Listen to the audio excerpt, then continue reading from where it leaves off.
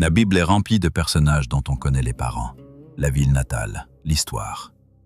Moïse, Abraham, David, chacun a une origine claire. Mais un jour, dans le livre de la Genèse, un personnage apparaît sans aucune explication. Pas de père, pas de mère, pas de date de naissance. Il est là, tout simplement. Son nom, Melchisédek.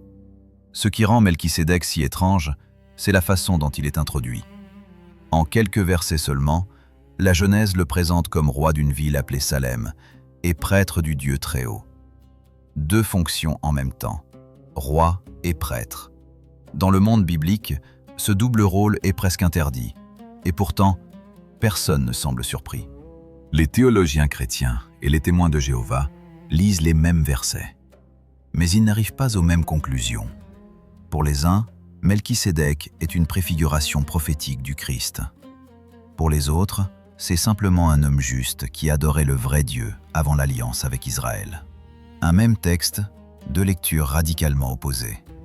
Ce qui est fascinant, c'est que la Bible ne donne aucune explication sur ses origines. Aucun généalogiste n'est venu dire qui étaient ses parents.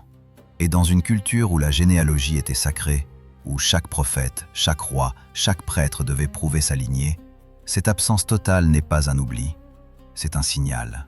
Dès le départ, Melchisédek défie les règles du récit biblique. Il n'entre pas par la porte principale de l'histoire. Il surgit. Et cette façon d'apparaître, sans passé, sans famille, sans explication, va hanter les théologiens pendant des millénaires. Qui était cet homme? Était-ce un homme? Le mystère commence ici. Salem. Ce nom apparaît une seule fois dans la Genèse, et les historiens se battent encore pour savoir de quelle ville il s'agit. La plupart pensent que Salem est l'ancienne Jérusalem. Le mot lui-même vient de l'hébreu « shalom », la paix. Melchisédek est donc roi de la paix.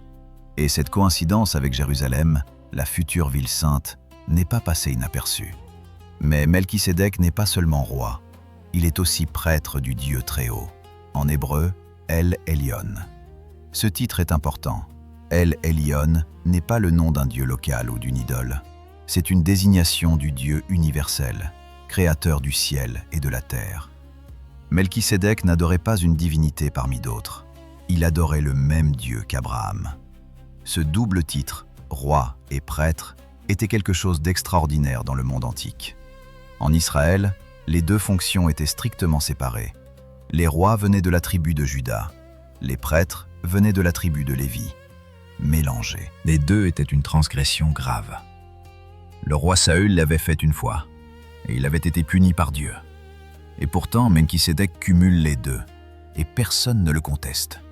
Les témoins de Jéhovah voient en Melchisédek un exemple de fidélité humaine. Un homme qui gardait la vraie foi au milieu de nations idolâtres. Les catholiques traditionnels y voient quelque chose de beaucoup plus grand. Une figure qui préfigure le Christ lui-même, seul être capable d'être à la fois roi et prêtre de façon légitime et éternelle. Le même texte, deux visions du monde irréconciliables. Ce qui est troublant, c'est que Salem, cette ville de la paix, deviendra Jérusalem, le lieu du temple, le lieu du sacrifice, le lieu où Jésus sera crucifié des siècles plus tard. Melchisédek régnait sur ce même terrain sacré, bien avant David, bien avant Salomon, bien avant le temple. Comme si la géographie elle-même portait un message que la Bible n'a pas fini de révéler. Nous sommes au chapitre 14 de la Genèse. Abraham vient de remporter une bataille difficile. Il a poursuivi des rois ennemis jusqu'à Dan pour libérer son neveu Lot qui avait été capturé. Il rentre victorieux, épuisé, avec ses hommes et le butin de guerre. C'est à ce moment précis que Melchisédek apparaît. Pas avant, pas après, exactement ce moment-là. Le texte dit ceci. Melchisédek apporta du pain et du vin. Il bénit Abraham au nom du Dieu Très-Haut. Et Abraham lui donna le 10e de tout ce qu'il avait pris. La dîme, le 10e du butin. Trois gestes que les théologiens analysent depuis des millénaires. Du pain, du vin, une bénédiction et un tribut volontaire. En quelques lignes, tout est là. de pain et le vin. Pour les catholiques, ce geste est impossible à ignorer. C'est exactement ce que Jésus utilise lors de la dernière scène pour instituer l'Eucharistie. Pain et vin offerts par un prêtre, bien avant la loi de Moïse, bien avant Lévi, bien avant Aaron. Pour l'Église catholique, ce n'est pas une coïncidence. C'est une préfiguration directe, voulue par Dieu, inscrite dans l'histoire. Les témoins de Jéhovah ont une lecture très différente. Pour eux, ce repas est simplement un geste d'hospitalité et de célébration après une victoire militaire. Le pain et le vin n'ont aucune signification eucharistique. L'Eucharistie n'existait pas encore. Melchisédek est un hôte généreux, rien de plus. Lire une préfiguration du Christ dans ce texte, disent-ils, c'est projeter une théologie sur un récit simple. Mais il reste une question que personne ne peut esquiver. Abraham est le père de la foi, le patriarche, l'homme à qui Dieu a tout promis. Et pourtant, devant Melchisédek, Abraham s'incline. Il lui donne la dîme. Dans la culture biblique, on donne la dîme à celui qui est au-dessus de soi. Ce geste d'Abraham n'est pas un détail, c'est une déclaration. Melchisédek est plus grand qu'Abraham. Mais qui peut être plus grand qu'Abraham? Après la Genèse, Melchisédek disparaît complètement de la Bible pendant des siècles. Aucune mention, aucune référence, aucun rappel. Et puis, environ 1000 ans plus tard, un seul verset le fait resurface. Ce verset se trouve dans le psaume 110, écrit par David. Et ce que David dit dans ce verset va changer pour toujours la façon dont le monde lit le personnage de Melchisédek. Le verset est court mais explosif. David écrit en parlant du Messie à venir « Tu es prêtre pour toujours selon l'ordre de Melchisédek ». Pas selon l'ordre de Lévi, pas selon l'ordre d'Aaron, selon l'ordre de Melchisédek. En une phrase, David relie le futur Messie à ce personnage mystérieux de la Genèse. Et il dit que ce sacerdoce sera éternel, pour toujours. Pour les catholiques traditionnels, ce verset est une preuve théologique majeure. Jésus est prêtre non pas parce qu'il descend de Lévi, il descend de Juda, il n'avait aucun droit au sacerdoce lévitique. Jésus est prêtre selon un ordre plus ancien, plus universel, plus mystérieux. L'ordre de Melchisédek. Un ordre qui existait avant Israël, avant la loi, avant le temple. Un ordre directement institué par Dieu. Les témoins de Jéhovah acceptent que ce psaume parle bien de Jésus.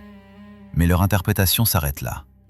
Pour eux, dire que Jésus est prêtre selon l'ordre de Melchisédek signifie simplement que son sacerdoce est unique et céleste. Pas qu'il est Dieu, pas qu'il est éternel par nature. Jésus a été désigné prêtre par Dieu, tout comme Melchisédek l'avait été en son temps. Une fonction accordée, pas une nature divine. Ce psaume pose une question que Jésus lui-même utilisera pour confondre les pharisiens. Il leur demande « Si David appelle le Messie « mon Seigneur », comment le Messie peut-il être simplement le fils de David ? Un fils n'est pas au-dessus de son père dans la culture juive. Et pourtant, David s'incline devant lui. Exactement comme Abraham s'était incliné devant Melchisédek. L'écho entre les deux scènes est trop précis pour être accidentel. Si le psaume 110 rouvre le dossier Melchisédek, c'est l'Épître aux Hébreux qui l'explose complètement. Cet écrit du Nouveau Testament lui consacre 3 chapitres entiers, les chapitres 5, 6 et 7. Aucun autre personnage de l'Ancien Testament ne reçoit un traitement aussi long et aussi détaillé dans tout le Nouveau Testament. Ce n'est pas un détail théologique, c'est un argument central, construit avec une précision chirurgicale. L'auteur de l'Épître aux Hébreux commence par établir un fait simple. Melchisédek a béni Abraham. Et dans toute logique biblique, celui qui bénit est toujours supérieur à celui qui est béni. Ce n'est pas une opinion, c'est une règle que personne dans son public ne pouvait contester. En posant ce principe, l'auteur vient de placer Melchisédek au-dessus d'Abraham. Et si Melchisédek est au-dessus d'Abraham, il est aussi au-dessus de tous ceux qui descendent d'Abraham, y compris Lévi, y compris Aaron, y compris tous les prêtres juifs. Ensuite, l'auteur souligne quelque chose de stupéfiant. dit que Melchisédek est sans père, sans mère, sans généalogie, sans commencement de jour, ni fin de vie. Cette phrase a divisé les théologiens pendant 2000 ans. Certains disent que c'est une façon littéraire de dire que la Bible ne mentionne pas ces détails. D'autres disent que c'est une description d'un être qui n'a réellement ni début ni fin. Autrement dit, un être qui n'est pas humain. Pour les catholiques traditionnels, cette description de l'Épître aux Hébreux est une confirmation que Melchisédek n'était pas un simple humain. Il est présenté comme une image du Fils de Dieu. C'est le texte lui-même qui le dit. Rendu semblable au Fils de Dieu, il reste prêtre pour toujours. Rendu semblable, pas identique. Mais l'image est suffisamment forte pour que toute une tradition théologique y voie une apparition du Christ avant l'incarnation. Les témoins de Jéhovah lisent ce passage très différemment. Pour eux, dire que Melchisédek est sans généalogie signifie simplement que la Bible a choisi de ne pas en parler, pas qu'il n'en avait pas. L'expression « rendu semblable au Fils de Dieu » prouve justement, selon eux, qu'il n'est pas le Fils de Dieu. Il lui est seulement comparé. Une métaphore littéraire, pas une réalité ontologique. 2 lectures, 2 théologies, un seul texte. Depuis 2000 ans, théologiens, rabbins, pères de l'Église et chercheurs modernes se posent tous la même question. Qui était vraiment Melchisédek? 4 grandes théories ont émergé à travers l'histoire. 4 réponses radicalement différentes, chacune appuyée sur des textes sérieux, chacune défendue par des esprits brillants. Aucune n'a réussi à s'imposer définitivement, et c'est peut-être voulu. Première théorie, Melchisédek était un homme ordinaire, un roi cananéen juste qui adorait le vrai Dieu par la lumière naturelle de la raison, avant même la révélation donnée à Israël. Cette théorie est la plus sobre, la plus historique. Elle est défendue par les témoins de Jéhovah et par une grande partie des protestants. Elle évite tout mystère surnaturel. Mais elle peine à expliquer pourquoi l'Épître aux Hébreux lui consacre 3 chapitres entiers pour parler d'un simple homme juste. Deuxième théorie. Melchisédek était une théophanie, une apparition de Dieu lui-même sous forme humaine, comme cela arrive ailleurs dans l'Ancien Testament. Cette théorie est ancienne et respectée dans la tradition catholique. Elle expliquerait l'absence de généalogie, l'absence de naissance et de mort, et le fait qu'Abraham, à qui Dieu apparaît régulièrement, lui offre spontanément la dîme sans aucune hésitation. Troisième théorie, Melchisédek était le Christ préincarné, le Fils de Dieu apparu dans l'histoire avant sa naissance à Bethléem. Cette théorie est la plus audacieuse. Elle est défendue par plusieurs pères de l'Église, dont Ambroise de Milan. Elle s'appuie sur la phrase de l'Épître aux Hébreux qui dit qu'il est rendu semblable au Fils de Dieu, certains traduisant ce verset comme « étant le Fils de Dieu ». Si c'est vrai, alors Abraham a rencontré Jésus en personne, des siècles avant Bethléem. Cette théorie est ancienne. Quatrième théorie. Melchisédek était un être angélique ou céleste. Ni humain, ni Dieu, mais une créature spirituelle envoyée pour accomplir une mission précise dans l'histoire. Cette théorie vient directement des manuscrits de la Mer Morte, notamment du texte 11Q13, trouvé à Qumran. Les Esséniens croyaient que Melchisédek était un être céleste puissant, chargé du jugement final des hommes. Une vision qui ne ressemble ni à la théologie catholique, ni à celle des témoins de Jéhovah, et qui complique tout. Les témoins de Jéhovah ont une position claire et officielle sur Melchisédek. Pour eux, c'était un être humain, un homme réel, un roi historique qui vivait à l'époque d'Abraham dans la région de Canaan. Pas un ange, pas une apparition divine, pas le Christ préincarné. Un homme juste qui adorait le vrai Dieu à une époque où la plupart des nations étaient plongées dans l'idolâtrie. Simple, net, sans mystère surnaturel. Sur la question de la généalogie absente, les témoins de Jéhovah ont une réponse précise. Si la Bible ne mentionne pas les parents de Melchisédek, c'est simplement parce que cette information n'était pas pertinente pour le récit. La Bible fait cela souvent. Elle omet des détails qui n'ont pas d'importance pour le message principal. L'absence de généalogie n'est pas une preuve de nature surnaturelle. C'est un silence littéraire, pas un mystère théologique. Pour les témoins de Jéhovah, le vrai sens de Melchisédek est prophétique. Il préfigure Jésus, non pas parce qu'il était Jésus, mais parce que son rôle annonce ce que Jésus accomplirait. Jésus est prêtre et roi, comme Melchisédek l'était. Jésus a un sacerdoce qui ne dépend pas de la lignée lévitique, comme Melchisédek. C'est une figure symbolique, un modèle, une ombre de la réalité à venir. Rien de plus, rien de moins. La doctrine des témoins de Jéhovah insiste sur un point fondamental. Jésus ne pouvait pas exister avant sa naissance à Bethléem sous une forme humaine ou semi-divine. Jésus est la première création de Jéhovah. Il existait comme être spirituel avant de devenir humain, mais il n'apparaissait pas physiquement dans l'Ancien Testament sous des déguisements humains. Melchisédek était donc forcément quelqu'un d'autre, un humain distinct, utilisé par Dieu comme figure préparatoire. Mais voilà où le débat devient explosif. Si Melchisédek était simplement un homme juste parmi d'autres, pourquoi Abraham, le patriarche, l'ami de Dieu, l'homme de la foi, s'incline-t-il devant lui et lui donne la dîme? Les témoins de Jéhovah répondent que c'était un geste de reconnaissance envers un prêtre légitime du vrai Dieu. Les catholiques répondent que jamais Abraham n'aurait rendu un tel hommage à un simple humain. Le même geste, deux interprétations. Et le texte ne tranche pas. L'Église catholique a une position théologique riche et ancienne sur Melchisédek. Dès les premiers siècles du christianisme, les pères de l'Église se sont penchés sur ce personnage avec une attention particulière. Et leur conclusion générale est la suivante. Melchisédek n'est pas un simple homme juste perdu dans l'histoire. Il est une figure centrale du plan de Dieu, soigneusement placé dans la Genèse pour préparer la venue du Christ. Pour l'Église catholique, le geste de Melchisédek, offrir du pain et du vin, est une préfiguration directe et explicite de l'Eucharistie. Ce n'est pas une interprétation tardive ou forcée. Le canon romain de la messe, qui est la prière eucharistique la plus ancienne de l'Église, cite nommément Melchisédek.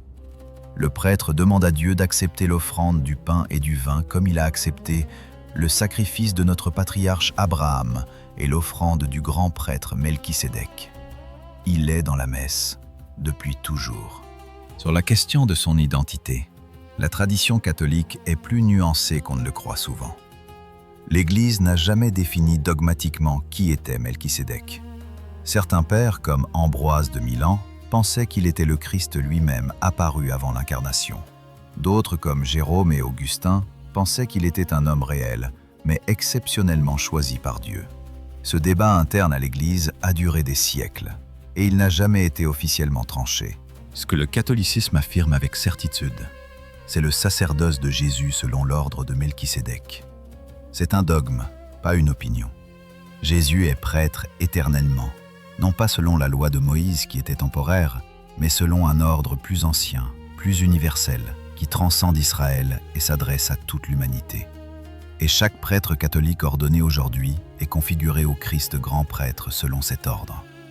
Melchisédek n'est donc pas une curiosité biblique, il est le fondement du sacerdoce catholique. Et c'est là que le débat avec les témoins de Jéhovah devient le plus profond.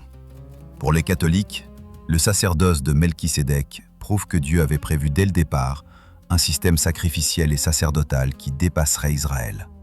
Une alliance universelle scellée dans le pain et le vin, accomplie dans l'Eucharistie.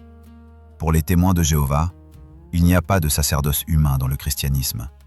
Jésus seul est grand prêtre, et aucun homme ne peut se substituer à lui. Deux visions du christianisme qui s'affrontent depuis des siècles sur le dos d'un personnage de 3 versets. En 1947, des bergers bédouins découvrent par hasard des jarres remplies de rouleaux anciens dans les grottes de Qumran, près de la mer Morte. C'est la plus grande découverte archéologique du XXe siècle pour le monde biblique. Parmi ces centaines de manuscrits se trouve un texte que personne n'attendait. Un texte qui parle de Melchisédek. Et ce qu'il dit sur lui ne ressemble à rien de ce que la Bible ou la tradition chrétienne avait jamais écrit. Ce manuscrit porte le nom de code 11Q13.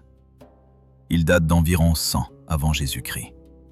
Il a été écrit par les Esséniens, cette communauté juive austère qui vivait dans le désert de Judée et attendait la fin des temps. Dans ce texte, Melchisédek n'est pas un roi humain de l'époque d'Abraham. Il est un être céleste puissant, un prince du monde spirituel, chargé d'une mission cosmique lors du jugement final. Selon le texte 11Q13, Melchisédek présidera le grand jugement eschatologique, le jugement de la fin des temps. Il délivrera les fils de lumière de l'emprise de Satan, appelé dans ce texte Bélial. Il proclamera la liberté aux captifs, accomplissant ainsi la prophétie du jubilé décrite dans le livre du Lévitique. Et il recevra un tribut des anges eux-mêmes. Ce n'est plus un homme, ce n'est même plus un simple ange. C'est une figure quasi divine du jugement et de la délivrance. Ce texte bouleverse complètement les deux positions en présence. Ni les catholiques, ni les témoins de Jéhovah n'avaient prévu cette troisième lecture. Pour les chercheurs, il prouve que dans le judaïsme du 1er siècle, celui que Jésus et ses disciples connaissaient, Melchisédek était perçu comme bien plus qu'un homme. Ce contexte change la façon de lire l'Épître aux Hébreux. Quand l'auteur compare Jésus à Melchisédek, son public juif pensait peut-être à cet être céleste de Qumran, pas à un simple roi cananéen. Ce que le manuscrit 11Q13 révèle surtout, c'est que Melchisédek était une figure vivante dans l'imagination religieuse juive au moment où le Nouveau Testament était écrit. Il n'était pas un personnage oublié de 3 versets. Il était au cœur des attentes messianiques de tout un mouvement spirituel. Et si les Esséniens attendaient Melchisédek comme libérateur céleste, la question devient inévitable. Est-ce que Jésus, en acceptant d'être comparé à lui, revendiquait cette même identité cosmique? L'ordre de Melchisédek n'est pas une expression poétique oubliée dans les pages de la Bible. Il est vivant aujourd'hui. Chaque fois qu'un prêtre catholique est ordonné, la prière d'ordination le configure au Christ grand prêtre, selon l'ordre de Melchisédek. Chaque fois qu'une messe est célébrée, le pain et le vin offerts sur l'autel prolongent le geste accompli dans le désert de Canaan il y a 4000 ans. Pour l'Église catholique, Melchisédek n'est pas de l'histoire ancienne. Il est une réalité présente. Mais ce lien entre Melchisédek et le sacerdoce catholique est précisément ce que les témoins de Jéhovah rejettent avec le plus de force. Pour eux, l'idée qu'un homme ordonné puisse prolonger le sacerdoce du Christ est une erreur fondamentale. Jésus est l'unique grand prêtre. Son sacrifice a été accompli une seule fois, pour toujours, et aucun humain ne peut le répéter ni le prolonger. L'institution du sacerdoce catholique est pour eux une invention humaine qui contredit directement l'Épître aux Hébreux. Il existe aussi des groupes chrétiens indépendants qui ont poussé cette idée encore plus loin. Certains mouvements ésotériques et parachrétiens du XXe siècle ont fondé ce qu'ils appellent des ordres de Melchisédek, des fraternités spirituelles qui se réclament d'un sacerdoce universel direct, sans hiérarchie ecclésiastique, sans lien avec Rome. L'Église mormone elle-même utilise le terme « prêtrise de Melchisédek » pour désigner le plus haut degré de son sacerdoce masculin. Melchisédek est donc revendiqué bien au-delà du catholicisme. Dans la liturgie catholique traditionnelle, le lien avec Melchisédek est exprimé de façon particulièrement forte.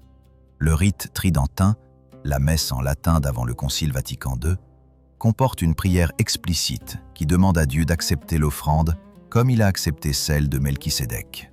Cette prière est récitée à voix basse par le prêtre, courbé sur l'autel, juste avant la consécration. C'est un moment de connexion directe entre le XXIe siècle et la Genèse, entre l'autel d'une église de province et le désert de Canaan. Et c'est peut-être là le vrai héritage de Melchisédek. Non pas une réponse définitive sur son identité, mais une question posée à chaque génération sur ce qu'est un prêtre, sur ce qu'est un sacrifice, sur ce que signifie offrir du pain et du vin à Dieu.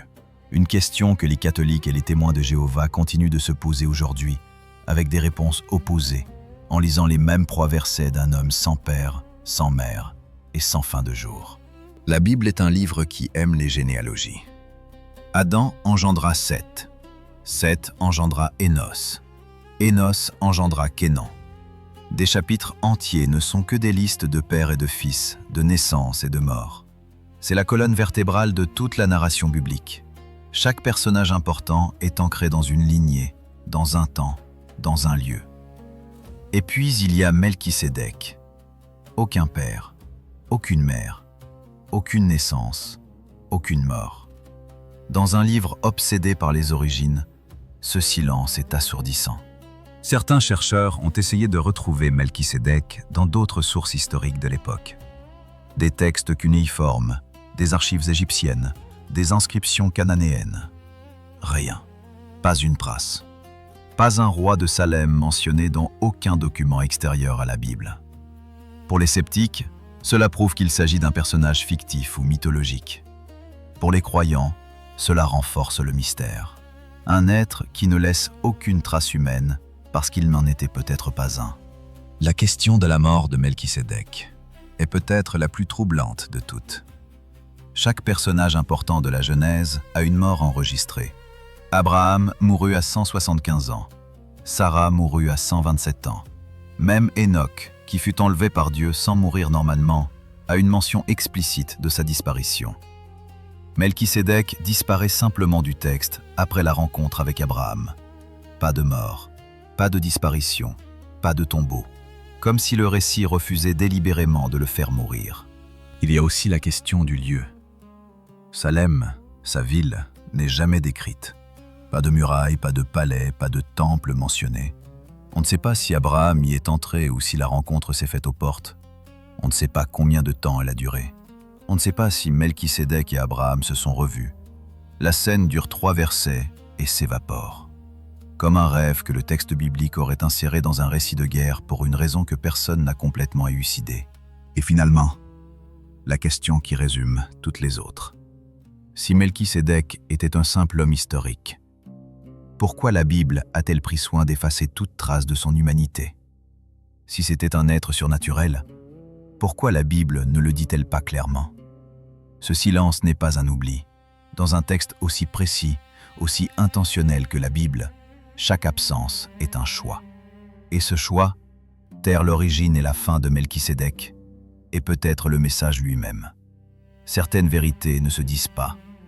Elles se vivent dans le pain et dans le vin. Nous sommes partis de 3 versets. 3 versets dans la Genèse, 1 verset dans les psaumes, 3 chapitres dans l'Épître aux Hébreux et un manuscrit retrouvé dans une grotte du désert de Judée. Et ce que ces textes ont ouvert, c'est l'un des mystères les plus profonds de toute la théologie biblique. Un homme sans naissance et sans mort. Un prêtre avant le sacerdoce. Un roi de la paix avant Jérusalem.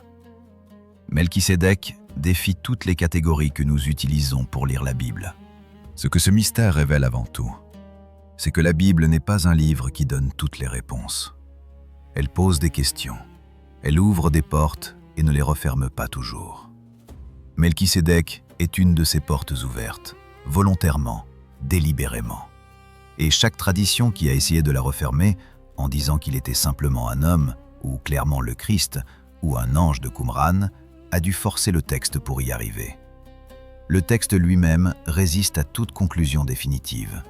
Pour les catholiques traditionnels, ce mystère est une richesse. Melchisédek est la preuve que Dieu préparait la venue du Christ bien avant Abraham, bien avant Moïse, bien avant Israël. Le pain et le vin offerts dans le désert de Canaan annonçaient l'Eucharistie.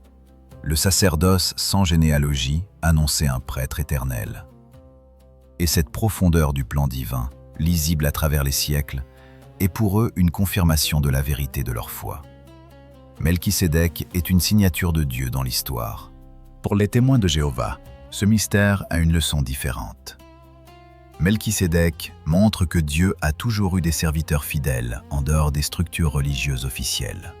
Avant Israël, avant la loi, avant le temple, il y avait des hommes qui adoraient le vrai Dieu avec sincérité. Et Jéhovah les reconnaissait. Cette idée nourrit leur conviction que la vraie religion n'est pas une institution humaine avec des prêtres et des autels. C'est une relation personnelle et directe avec Dieu, comme celle que Melchisédek incarnait. Alors, qui était Melchisédek? La Bible ne le dit pas. Et peut-être que c'est la réponse. Peut-être que ce silence est le message final.